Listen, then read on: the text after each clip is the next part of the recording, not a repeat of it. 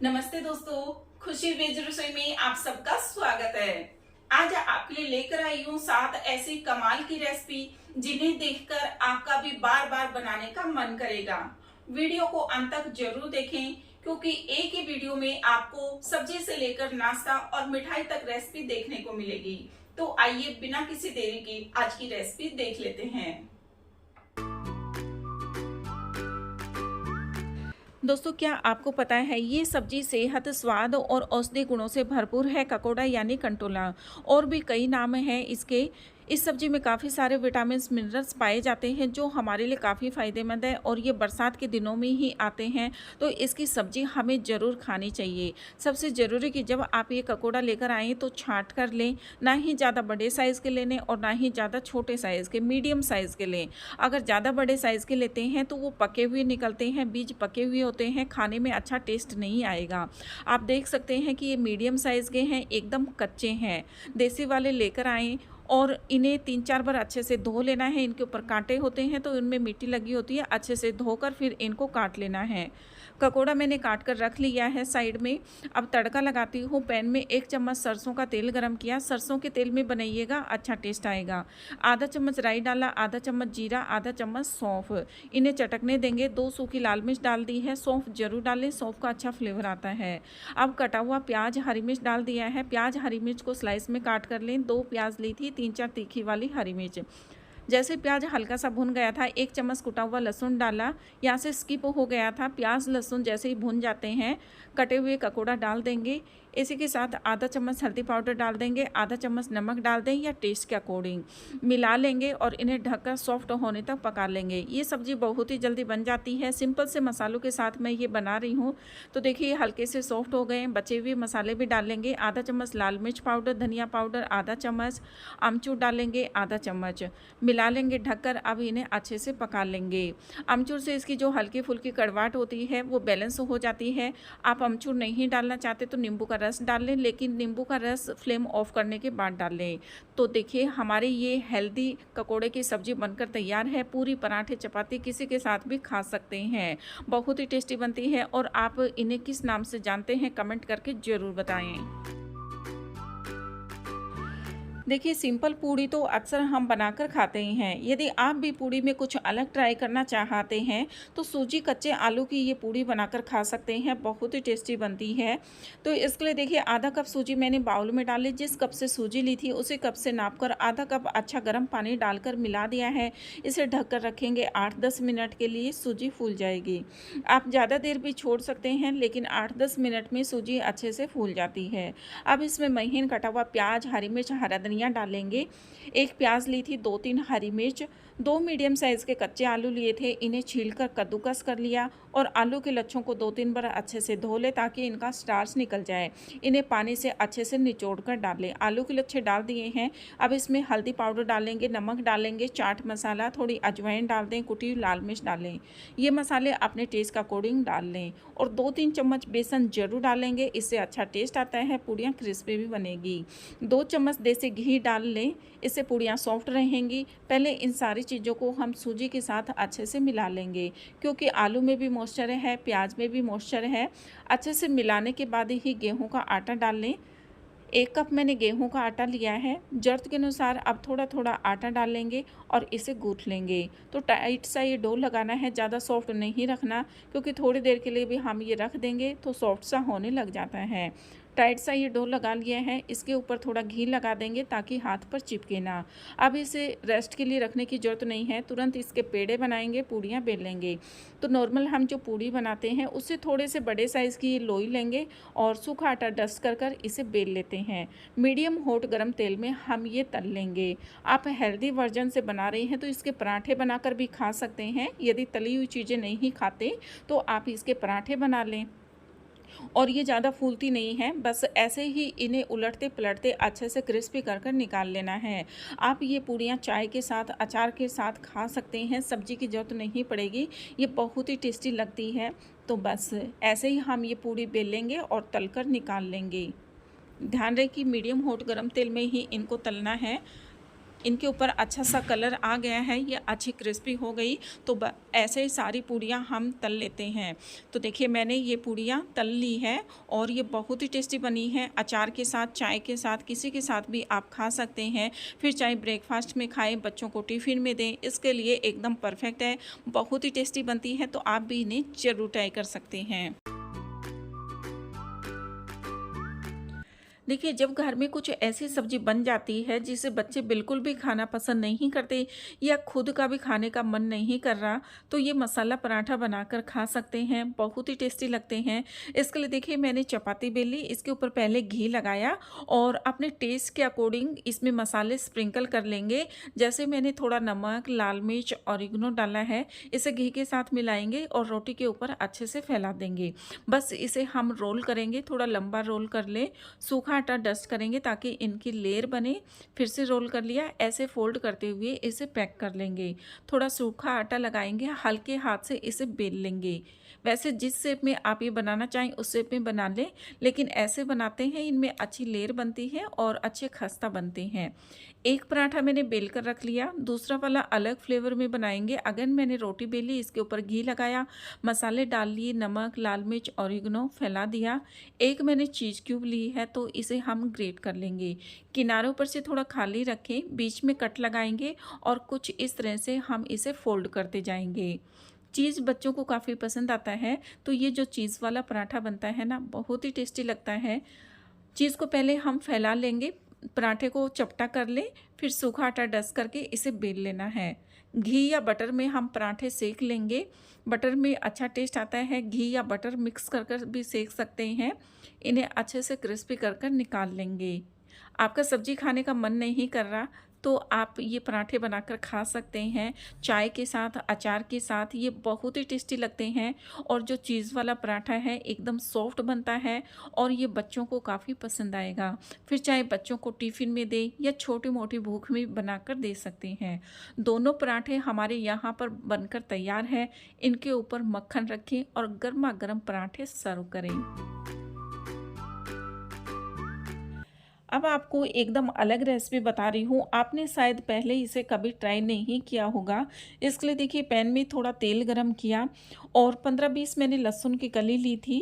10-12 थोड़ी मोटी कम तीखी वाली मिर्ची ली है। मिर्ची आपको ज़्यादा तीखी नहीं लेनी, कम तीखी वाली मिर्ची लें। इन्हें हम हल्का सा भून लेंगे। इसी के साथ टेस्ट के अकॉर्डिंग नमक डाल देंगे, 1-2 चुटकी हल्दी पाउडर डाल दें। हल्दी आपको बहुत ज़्यादा नहीं डालनी और मिर्ची को ज़्यादा ओवर कुक नहीं करना है। ये हल्की सी सॉफ्ट हो गई है, लहसुन का कच्चा फ्लेवर निकल गया। अब देखिए मैंने चीज़ स्लाइस ली है तो ये 2-3 हम इसमें डाल देंगे और मैंने आधा गिलास पानी डाला है, मिलाएंगे, ढककर चीज़ को मेल्ट होने देंगे। थोड़ी देर में ही ये मेल्ट हो जाती है, एक बार मिला देते हैं, थोड़ी देर के लिए फिर से ढक देंगे और इसे बहुत ज़्यादा देर तक नहीं पकाना, 3 मिनट के लगभग इसे पका लें तो ये रेसिपी हमारी तैयार है। आपने चावल बनाए हैं तो उसके साथ आप ये खाइएगा, बहुत ही टेस्टी लगती है, एकदम अलग फ्लेवर है। तो आप इसे एक बार ज़रूर ट्राई कर सकते हैं और मेरे बच्चे को तो ये काफ़ी पसंद आई। यदि आपके भी भिंडी की सब्ज़ी चिपचिपी बनती है, अच्छा टेस्ट नहीं आता, तो ये छोटी सी टिप ज़रूर आजमाएं। जब हम भिंडी के लिए तड़का लगाते हैं, कई लोग क्या करते हैं, भिंडी डाली तुरंत सारे मसाले डाल देते हैं, नमक वगैरह डाल देते हैं। हमें ऐसे बिल्कुल भी नहीं करना चाहिए। भिंडी जैसे हाफ कुक हो जाती है फिर सारे मसाले डालने हैं और जैसे तड़का लगाया, भिंडी डाली, 2-3 मिनट के लिए हाई फ्लेम पर इसे कुक कर लेना है। इससे भिंडी का मॉइस्चर दूर हो जाता है और भिंडी क्रिस्पी भी हो जाती है। भिंडी हाफ कुक हो जाए फिर सारे मसाले डाल लें और इसी के साथ हम डाल देंगे 1.5-2 चम्मच भुना हुआ बेसन। जी हाँ, भुना हुआ बेसन डालना है। जस्ट गैस बंद करने से 3-4 मिनट पहले डाल लें और बेसन डालने के बाद थोड़ी देर के लिए हम इसे ऐसे ही भून लेंगे। फिर थोड़ी देर के लिए ढककर पका लेंगे। थोड़ा सा बेसन डाल देंगे तो जो भिंडी का मॉइस्चर है वो दूर हो जाता है और सब्ज़ी टेस्टी भी बनती है। तो आप भी इसे ज़रूर आजमाएं। तो दोस्तों आपने कई तरह की चटनी बनाई होगी, धनिए की चटनी, पुदीने की चटनी और भी कई तरह की चटनी।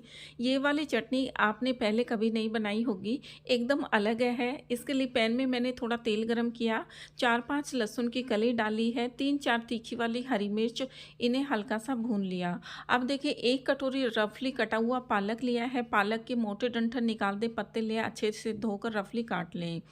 पालक को हम 1 डेढ़ मिनट के लिए हल्का सा भून लेंगे। जैसे ही ये सॉफ्ट हो जाता है, फ्लेम को ऑफ कर देंगे। पालक के पत्ते सॉफ्ट हो गए हैं, इन्हें ठंडा करेंगे और मिक्सर जार में डालेंगे। इसी के साथ मसाले डाल देते हैं। सादा नमक, काला नमक मिक्स करके डालेंगे टेस्ट के अकॉर्डिंग। आधा चम्मच कच्चा जीरा, थोड़ा सा हरा धनिया डालेंगे और 2-3 चम्मच हम इसमें आलू भुजिया डालेंगे। इससे चटनी में क्रीमी टेक्सचर आ जाता है, स्वाद भी बढ़ता है। बस इन सारी चीज़ों को एक बार अच्छे से पीस लेंगे। इन्हें पीस लिया है। अब आपको इसमें पानी नहीं डालना। 3-4 चम्मच दही डाल रही हूँ। दही डालकर इसे अच्छे से पीस लेना है। आपको चटनी पतली बनानी है, थोड़ी थिक रखनी है, उसी हिसाब से दही डालकर पीस लें। ये चटनी बहुत ही टेस्टी बनती है पालक की, तो आप भी इसे एक बार ज़रूर ट्राई कर सकते हैं। अभी देखिए त्योहारों का सीज़न आ रहा है, तो हम अलग अलग तरह की मिठाइयाँ बना रहे हैं। आज आपको मोतीचूर बर्फ़ी बनाने की एकदम आसान विधि बताऊंगी। मिठाई बनाने के लिए देखिए 2 कप मैं बेसन ले रही हूँ। आप कोई कटोरी या कप सेट कर लें, उसी से नाप कर बेसन ले लें। 2 कप बेसन बाउल में डाल लिया। जिस कप से बेसन लिया है उसी कप से नाप कर 1 कप मैंने अभी पानी लिया है। थोड़ा थोड़ा पानी डालेंगे, मिक्स करते जाएंगे ताकि बेसन में कोई गुठलियाँ ना बने। और इसमें 1.5 कप के लगभग पानी लग जाएगा, तो थोड़ा सा पतला घोल ये हम बनाएंगे। यहाँ पर देखिए 1.5 कप पानी मैंने पूरा डाल लिया है और ये थोड़ा पतला घोल बना लिया। चम्मच से गिरा रहे हैं तो आसानी से गिर रहा है। अब इसमें 1 चम्मच मैंने रिफाइंड ऑयल डाला है, 1/4 चम्मच बेकिंग सोडा, इनको भी अच्छे से मिक्स कर लेना है। तो ये एकदम स्मूथ सा बैटर हमारा बनकर तैयार है। अब चलते हैं गैस की तरफ इनको तलने के लिए। मैंने घी गर्म होने के लिए रख दिया था। बहुत ज़्यादा गर्म नहीं करना, घी फ्लेम को मीडियम टू हाई रखें। और देखिए चम्मच में हम थोड़ा सा ये घोल लेंगे, चम्मच को थोड़ा ऊपर रखें और ऐसे झटकाते हुए डालें तो ये लंबी लंबी बूंदी की शेप में ये बन गई है देखिए। और इसे बनाने के लिए हमें झारे वगैरह की बिल्कुल भी ज़रूरत नहीं पड़ेगी, तो आप ऐसे ही इसे आसानी से बना लेंगे। जितनी कढ़ाई में आसानी से आ जाए 3-4 चम्मच उतना डाल लें।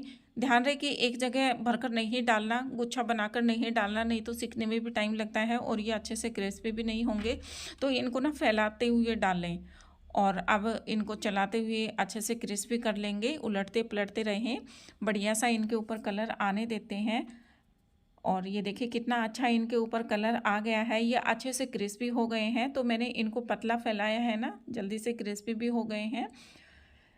जब हम झारे से बूंदी वगैरह बनाते हैं तो कई बार अच्छे से बैठती भी नहीं है और बहुत ज़्यादा टाइम लग जाता है। तो एकदम आसान सा तरीका है। आप बूंदी की कोई रेसिपी बनाना चाह रहे हैं तो आप इस तरह से बना लीजिएगा। तो ये क्रिस्पी हो गए, इनको थाली में निकाल कर रखते जाएंगे और बचे हुए घोल से भी हम ये ऐसे ही बना लेते हैं। बस चम्मच में आपको थोड़ा सा घोल लेना है, ऐसे फैलाते हुए डालना है।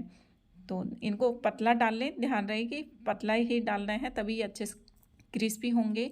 और इनको भी हम अच्छे से क्रिस्पी कर लेते हैं। तो पूरे बेसन के घोल से हम ये सारे ऐसे बनाकर रख लेंगे। और ये देखिए ये सारी मैंने बनाकर रख ली है, तल कर रख ली। इनको अच्छे से ठंडा कर लेंगे। जब ये अच्छे से ठंडे हो जाएंगे आप इनको ऐसे हाथ में लेकर चूरेंगे तो ये बहुत ही अच्छे से क्रिस्पी हो गए हैं देखिए, और कलर भी कितना बढ़िया आया है।